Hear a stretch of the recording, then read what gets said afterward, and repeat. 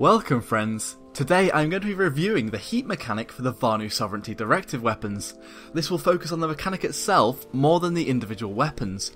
However, I will be using the Betelgeuse and Eclipse in the footage, and these are my primary experience of it. I will split the review up into 3 parts: the good, the bad and the ugly. I think these 3 words give a setting for all my praise and criticism for the mechanic. So first of all, as my last video was so negative, the good. I feel that the charge mechanic itself on a directive reward weapon is a very good idea. Why? Because the charge mechanic loses a little in the term of raw killing potential in that the magazines are smaller, but it massively rewards higher skill players who can control the aim and can lead to streaks going on for a very long time. As if you can use your terrain, take people by surprise and stay alive, you can keep going without any downtime. I feel that this is a clever way to orientate a mechanic for players who are more committed to the game. The mechanic also makes you play in a different way. No longer do you need to completely disengage a fight to reload and hide, but you can duck down for a split second and be ready again. I have caught a lot of people off guard who have rushed me thinking I was reloading. It also makes you think about bursting your fire and managing your heat gauge, and you can trick people with this. So I have found the Araxian weapons to be very refreshing and offer a new playstyle. This could also be seen in the ugly category, but at the moment if you switch to another suit slot after firing, the weapon will carry on losing its heat. So you could pull out your pistol, finish somebody off and then switch back to a fully reloaded primary. I actually haven't done this much, however I have switched to my medkits a lot, been healed and been able to return fire straight away. Did SOE actually intend this? I am not convinced, but it is good for the user, for at least now.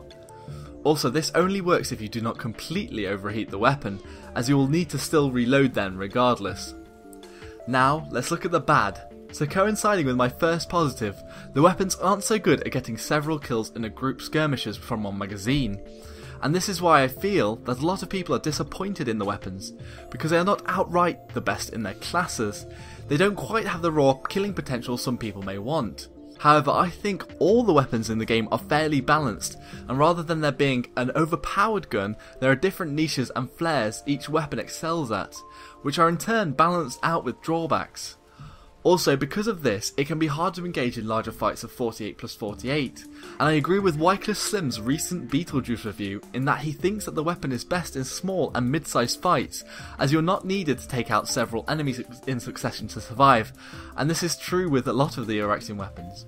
I feel I also have reloading ingrained into my FPS subconscious. I naturally go to reload when an enemy is not around, and it has caught me off a few times reloading by accident.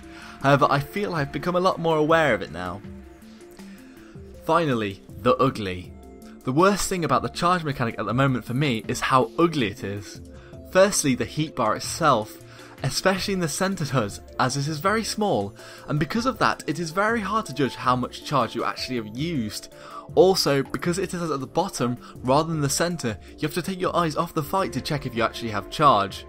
I think I've almost gotten the feel for the charge now, so don't need to look that often, but I do feel that it is very counterintuitive. Also, the bar itself looks like a placeholder, just a default small bar that doesn't quite fit in.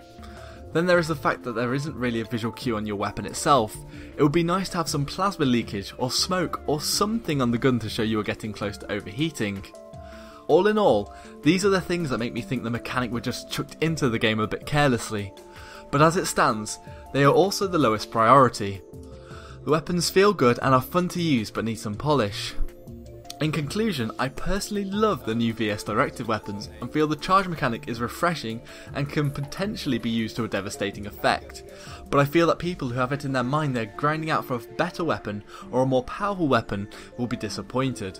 Also, the weapon visually feels unfinished, but this is not a priority and doesn't affect the gameplay so much, apart from the UI element, which may be easier to fix. Thank you all very much for watching. If you have any thoughts, please share them in the comments below, and if you liked the video, give it a thumbs up, and if you didn't like it, give it a thumbs down, and if you want to see more, please subscribe. Until next time everyone, Joshino.